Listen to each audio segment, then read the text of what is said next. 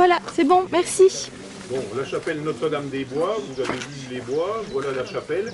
C'est pas la seule qui soit au diocèse de Langres, au milieu des bois.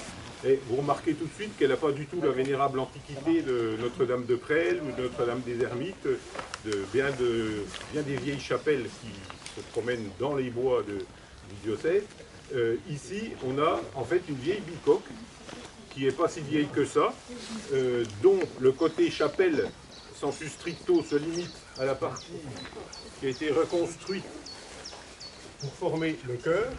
Donc là, on a une ossature métallique avec un remplissage de briques, mais tout le reste, c'était de l'existant relativement vieillot, dont on peut remarquer que en fait, c'est en ossature bois. Vous voyez les entourages de fenêtres, à travers l'enduit de chaux, on voit très distinctement les bois, et on voit les membrures.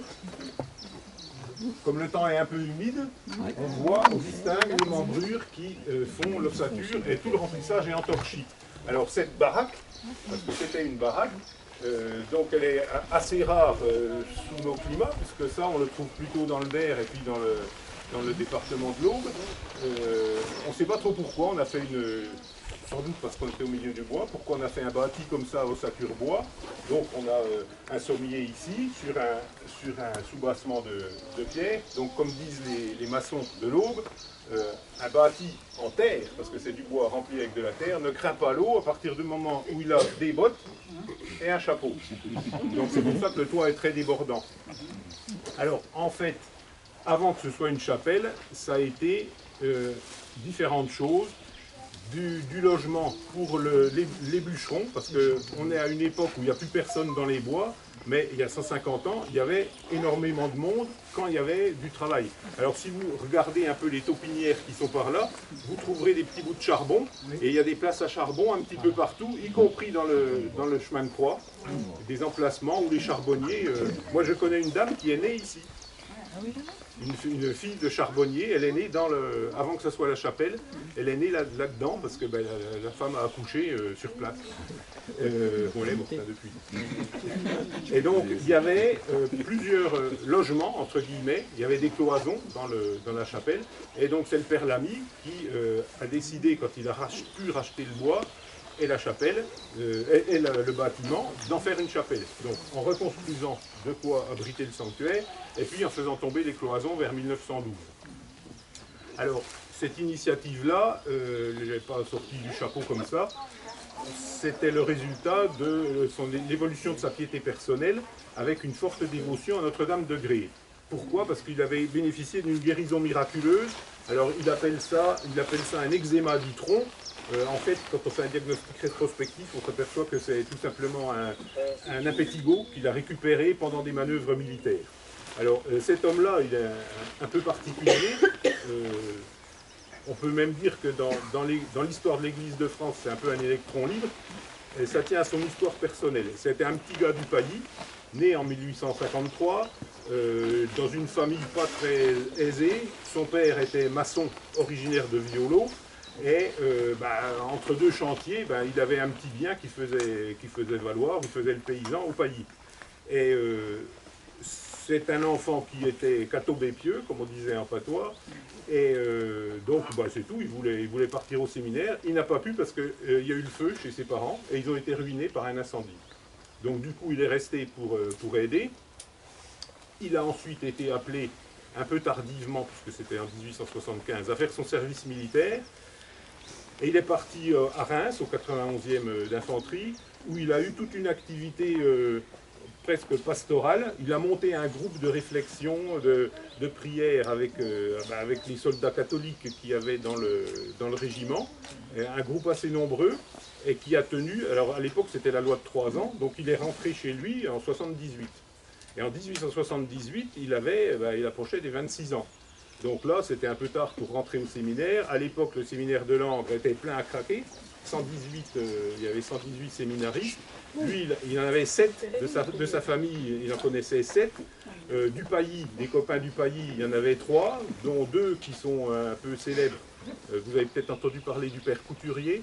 Le père Couturier, c'est un père blanc qui qui est parti à Jérusalem et son ordre lui a demandé de mettre sur pied, à partir de zéro, une liturgie propre pour l'Orient, en langue arabe. Donc, comme il était musicologue, il a écrit des hymnes, il a écrit toute une liturgie, et puis il a été affecté n'est pas le mot, mais enfin il a été attaché à ce rite qui se rapproche du rite byzantin. Et puis il y avait aussi Pierre-Henri. Alors lui, il a été chancelier de l'évêché, il est mort sous l'occupation. Et puis un autre de ses copains. Donc il y avait pas mal de monde. Bon, impossible d'y aller, il était un peu trop vieux. Et finalement, il a réussi à faire son trou. Il avait 2 copains qui étaient oblats à Troyes, oblat de Saint-François de Sales. Et alors à Troyes, c'était un peu particulier. Le père Brisson venait d'arriver. Il n'était pas super bien accueilli par le clergé local. L'évêque était un peu froid, donc du coup il avait des problèmes de recrutement. Donc quand le père Lamy s'est proposé, il a été accueilli à bras ouverts. Et donc il est venu à Caen, on lui a dit bah, tiens, t'es jeune, hop, tu vas t'occuper des jeunes. Donc ils lui ont refilé les œuvres de jeunesse, qu'il a tenues pendant 15 ans, 16 ans, quelque chose comme ça. Et ensuite il est parti en région parisienne. Parce qu'en fait, les oblats, il est tombé malade, les oblats n'avaient pas les moyens de le soigner. Donc il est devenu vicaire à Saint-Ouen pendant quelques années, et de là, pendant 8 ans, en 92, et de là, il a pris la cure de la Courneuve. Alors à l'époque, Saint-Ouen, c'était déjà une banlieue industrielle, et la Courneuve ne l'était pas encore. Donc il a eu affaire à des sociétés assez différentes. Donc on va rentrer un petit peu dans le détail de sa carrière, mais il faut bien voir qu'on est dans un contexte qui est très particulier pour l'Église de France, puisqu'on arrive à la fin du XIXe siècle, après quasiment 100 ans de réflexion et de lutte sur la place de l'Église dans la société contemporaine. Une société très agitée, puisqu'il y a beaucoup de questions politiques qui se posent, et marquée par la sécularisation politique. Donc l'Église, pour les républicains, n'a plus rien à faire dans le champ politique, et puis aussi par la révolution industrielle, les révolutions industrielles et la paupérisation de la société. Alors lui, il est né en 53, donc il se trouve entre 2 vagues d'intervenants, de penseurs catholiques, qui ont pensé à ce qu'était la condition humaine, en particulier la condition ouvrière, et le rôle que l'Église devait jouer là-dedans. Donc il arrive entre la première vague qui est celle de Lamennais, de Villeneuve-Bargemont, Montalembert, des gens comme ça. Don Bosco est né, tiens, le père Lamy, il est né l'année de la mort de Don Bosco. Don Bosco est né en 1913, il y en a encore quelques-uns comme ça. Ozanam, non, c'est pas Don Bosco, c'est Ozanam qui est mort en 1953. Albert Demain aussi, non? Albert Demain, oui. Demain, il doit être de 1810, quelque chose comme ça. Donc il est entre cette vague-là, et puis une deuxième vague qui arrive ensuite, qui va s'impliquer surtout après la guerre de 70, dans l'évolution de l'Église et dans la définition de sa doctrine sociale. Et là, on trouve des noms comme Léon Harmel, Albert Demain, non, il était de l'autre génération, enfin quelques-uns comme ça. En 55, c'est la naissance 53, c'est la naissance de l'abbé Lemire. On retrouve aussi Fichot, qui est de 1833, la Tour du Pin, des gens comme ça. Et puis même, parce que ça aboutit aussi au problème du modernisme, on a Loisy qui est de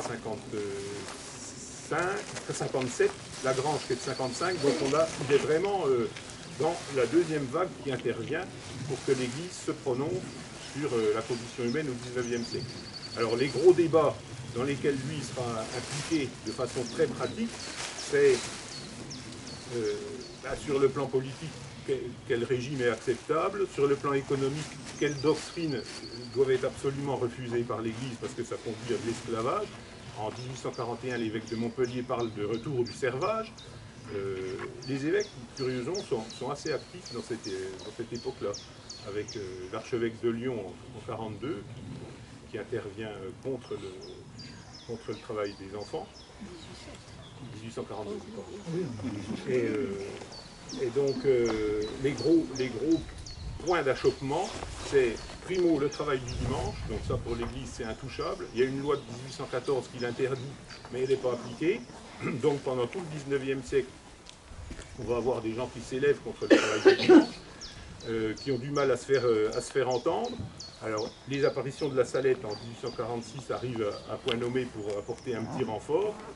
On pense qu'avec l'arrivée de la République, ça va s'arranger, mais manque de bol, à la surprise générale, les forces de gauche de la République font front commun avec les conservateurs et les libéraux, qui trouvent qu'il n'y a pas à réguler le travail, c'est laisser faire, laisser passer.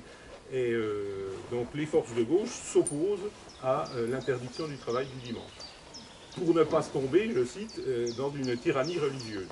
Donc ça rappelle un peu notre époque. Le travail du dimanche. Deuxième point, c'est le travail des enfants. Alors là, ça concerne directement le père Lamy, puisque lui, à Troyes, on lui confie les œuvres de jeunesse, à Saint-Ouen aussi, et à la Courneuve aussi. Alors là, le travail des enfants, ça a duré tout le 19e siècle jusqu'au-delà de 1900, puisqu'on a eu quelques lois en trompe-l'œil en 1847. En 1874, les progrès, c'était empêcher les enfants de faire du travail de fond s'ils avaient moins de 12 ans. Et là, on est en 1874, vous parlez d'un progrès. Le travail des enfants, et puis, alors là, un gros débat intellectuel, qu'est-ce que c'est qu'un juste salaire? Alors là, c'est pareil, les évêques, beaucoup d'évêques de France sont rentrés dans la danse, en disant qu'un juste salaire ne pouvait pas se limiter, comme le définissaient les économistes théoriciens comme Sailly et quelques autres, à empêcher les gens de mourir de faim. Ils disaient non, ça c'est pas suffisant. Et justement, Ozanam est monté au créneau en 1839 et dit attention, il ne faut pas confondre charité et justice. Parce que pour une frange réactionnaire catholique, le monde était assez bien fait, puisqu'il y avait des riches et des pauvres, donc les pauvres ils sont pauvres, et puis s'ils tombent dans la misère, les riches sont là, avec de la charité on arrange un peu tout. Et donc Ozanam a dit non, et quelques autres, c'est plus compliqué que ça, il y a une question de dignité humaine, et il faut définir ce qu'est un juste salaire. Donc on a des gros débats avec des approches chiffrées, et on finit par avoir des évêques qui interviennent en disant, par exemple, Monseigneur Raff, avant de se faire zigouiller sur les barricades, a dit clairement que le juste salaire, si on n'arrivait pas à le mettre en place, il fallait s'attendre à de justes colères. Voilà. Je rappelle aussi Montpellier qui parle de servage, donc il y a tout un débat, et quand le père Lamy commence son apostolat, il est en plein là-dedans. Alors à Troyes, c'est déjà une ville industrielle, avec beaucoup de bonneterie, et les jeunes qu'il a à faire, c'est des enfants qui sont dans la misère, parce que c'est des enfants, dans le meilleur des cas, c'est des enfants d'ouvriers sous-payés, et dans le pire des cas, c'est des enfants de taulards, de clairvaudiers, comme on disait. Donc le père est à Clairvaux, la mère meurt de faim avec ses mômes, donc on les envoie au patronage. Il y avait déjà des patronages. Donc lui, on lui refile le bébé avec un gros désordre économique, donc il commence à donner un grand coup de balai, il renvoie tout le monde, et il repart à zéro. Il repart à zéro avec 6 jeunes, et puis tout de suite après, hop, le recrutement se fait, donc son patronage est bien fréquenté, avec pas mal de monde, et d'autant plus qu'il donne à manger. Donc les gens qui ont faim, qui n'ont pas de ressources, viennent au patronage pour pas péter la dalle, quoi. Alors ça dure comme ça pendant 15 ans, il n'a pas de ressources, donc il est obligé d'être inventif. Alors il récupère, il quête, il monte une troupe théâtrale qui marche très bien, qui lui rapporte un peu de sous, il monte une chorale qui se produit, donc qui rapporte un peu de sous, il monte une fanfare qui intervient dans des manifestations officielles qui rapporte un peu de sous, donc de petits sous par petits sous, il finit par avoir un patronage bien équipé. Ils ont même 2 billards pour les loisirs des enfants, des tourniquets, des balançoires, des trucs comme ça. Et finalement, ils occupent pas mal de monde et il en profite pour catéchiser. Alors ça dure jusqu'en 1892. Quand c'est bien remis sur les rails, on lui dit tiens, on vient de nous donner à Guéret un domaine agricole de 400 hectares pour faire un orphelinat. Tu ne veux pas t'en occuper? Donc il y va. Il arrive, il est épouvanté parce que ces 400 hectares-là, c'est 400 hectares de cailloux, c'est des granites. des rochers. Alors il faut qu'il passe à travers. Alors il prend la charrue en main parce qu'il faut tout de suite, faut pas perdre une année. Donc il faut lancer l'exploitation agricole et il voit tout de suite que ça ne pourra pas marcher parce qu'il n'y a pas l'investissement indispensable. Du coup, au bout de 6 mois, il dit au père Brisson, il faut abandonner, on ne pourra jamais tenir le truc. Et c'est là qu'il tombe malade à cause, en particulier, des conditions dans lesquelles il accueillait les jeunes. Comme c'était des jeunes qui travaillaient dans la bonnetterie, ils étaient contaminés par l'huile de coton. Comme c'est des enfants, on les faisait travailler sous les métiers à tisser pour rabouter les fils, alors de la soie, du coton, de la laine, et pour ne pas se brûler, parce que les fils, c'est à fil courant, hein, on n'arrête pas les machines, il faut qu'ils travaillent pendant que les fils sont en train de passer, donc ils se graissent les mains avec de l'huile de coton. Et ça, il a dû faire une espèce d'allergie, il est tombé malade, les Oblats lui ont dit, bah, désolé, nous on ne peut pas te soigner, et c'est pour ça qu'il est parti à Saint-Ouen. Alors à Saint-Ouen, il arrive dans une banlieue industrielle, ah bah vous venez de Troyes, vous connaissez la jeunesse, allez hop, les œuvres de jeunesse, donc il recommence un peu le même truc pendant 8 ans, avec des ouailles du monde ouvrier, et puis où il fait à peu près les mêmes choses. Et au bout de 8 ans, donc, il prend la cure de la Courneuve, qui est à l'origine de sa célébrité. Parce qu'à la Courneuve, là, c'est encore pas industriel, c'est encore maraîcher, donc c'est encore un peu campagnard, même s'il y a déjà 3000 habitants. Il va, en fait, prendre en main des gens qui étaient complètement délaissés par l'Église. Alors, entre-temps, on a eu l'encyclique Rerum Novarum, par laquelle Léon XIII invitait le clergé à s'occuper. Donc, il dit bien, l'évangile doit être annoncé aux pauvres. Et il a quelques citations comme ça, où il insiste sur une pastorale qui doit, comme on dirait maintenant, aller aux périphéries. Alors, lui, il est en plein dedans. Hein. Il est en plein dedans, il a affaire à des gens qui sont il ne sait même pas s'ils sont baptisés. Ah ben, on ne sait pas. Il les catéchise. Le soir, il organise des séances de prière à la sortie des usines, donc il entend les sirènes, il sonne la cloche. Bon, il y a des ouvriers et des ouvrières qui viennent voir ce qui se passe, donc il leur fait un petit laïus, et puis il les fait prier, et puis les gens lui confient volontiers les enfants, parce que ça fait un problème de garderie en moins. Et donc il en profite. Alors il dit bien, je fais le caté en étant assis sur l'harmonium à cause des puces. Sa cure, pour rigoler, on lui dit, ah ben c'est la rue des Biffins. Parce qu'en fait, dans sa population ouvrière, comme il y a beaucoup de miséreux, il y a beaucoup de chiffonniers. Les gens travaillent à l'usine quand il y a du boulot, et puis ils font la bif quand il n'y a pas de boulot. Et donc dans des conditions assez misérables. Et après ce temps de la Courneuve, donc lui, il arrive dans les années 20. Alors je passe sous silence la guerre de 14, il a un boulot sur place à la Courneuve, parce que la Courneuve c'est un centre de regroupement des blessés. Il y a 7 hôpitaux militaires à la Courneuve, et puis c'est aussi un dépôt d'aumôniers militaires. Il y a 800, en permanence, 800 aumôniers militaires qui sont en train de revenir du front, repartir, être affectés à d'autres unités. Et donc lui, il fait des inhumations, il fait des extrêmes-onctions, il fait tout ce que peut faire un aumônier militaire, même s'il n'est pas au front. Dans les années 20, il prend sa retraite, et là, c'est à partir de là qu'il commence à être un peu célèbre, parce que on vient le voir. Alors des traces du Père Lamy, vous en trouverez, y compris dans des romans.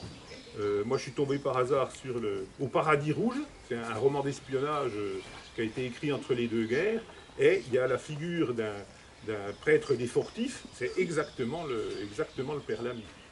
Et donc, dans les gens qui fréquentent, il y a en particulier, qui l'ont beaucoup aidé, les Maritains. Donc Jacques Maritain et Raïssa, sa femme, sa belle-sœur, qui sont convertis au catholicisme, s'entendent très très bien avec le Père Lamy, et il vient à Meudon, chez les Maritains, de temps en temps, pour rencontrer les thomistes réunis par les Maritains pour discuter philosophie, théologie et tout ça. Et, par exemple, le Père Congar a eu l'occasion de voir le Père Lamy. Et c'est pour ça que quand il raconte son expérience avec les troupes de théâtre et tout ça, donc il faisait des créations, hein, des pièces, un peu des pièces de patronage, il fallait faire les décors, etc. Donc il dit, maintenant ça serait Henri Guéon qui me ferait des pièces. Parce qu'il s'entendait bien avec Henri Guéon, avec Maxime Réal del Sarté, tous les gens qui gravitaient autour des Maritains. Donc ceux qui veulent s'intéresser au Père Lamy, son histoire n'est pas faite, il y a ses souvenirs, mais il n'y a pas son histoire. Il faut aller à Kolbsheim, dans les archives maritaines, il y a plein de trucs. Jean-Baptiste, oui. Est-ce qu'on peut raccrocher sur le Cognelot, Notre-Dame-des-Bois, Grès, que tu nous resitues j'y arrive, pourquoi Notre-Dame-des-Bois? Donc là j'étais à La Courneuve. Pendant qu'il est à La Courneuve, fidèle à son habitude annuelle, il va en pèlerinage à Grès tous les ans, depuis 1874, à Notre-Dame de Grès. Pendant son service militaire, donc, guérison miraculeuse, il échappe à un étréptigot en une soirée de prière. Donc il monte à la basilique, il est cousu d'un pétigot, il a la chemise qui colle dans le dos, il ressort, hop, il va voir le major, ah bah tiens, la peau tombe, tout ça, il est guéri. Et donc du coup, tous les ans, il va en ex-voto, il va à Notre-Dame de Grès, et en 1809, il a une vision en prière devant la petite statuette de Notre-Dame de Montaigu, hein, parce que Notre-Dame de Grès, la petite statuette, c'est un bout de bois qui vient de Montaigu, en Belgique. C'est pour ça qu'ici, Notre-Dame-des-Bois, on peut considérer que c'est un avatar de Notre-Dame de Montaigu via Notre-Dame de Grès. C'est pour ça qu'ici, vous avez un grand vitrail offert par les paroissiens de Notre-Dame de Grès. Donc il a une vision qui le conforte dans son apostolat. Et dans cette vision, il voit le bois Guillotte, la baraque. Il voit aussi des tas de trucs avec en particulier les monastères cisterciens, alors dans une vision un peu romanesque, on va dire. Et puis, il a aussi une prémonition de la guerre de 14. Ce qui surprend un peu son entourage à l'époque, parce que bon, à part les militaires, personne ne voyait trop les crises. Il y avait la crise dans les Balkans, mais bon, la crise marocaine était passée. En 1909, c'était pas évident pour ceux qui n'étaient pas militaires.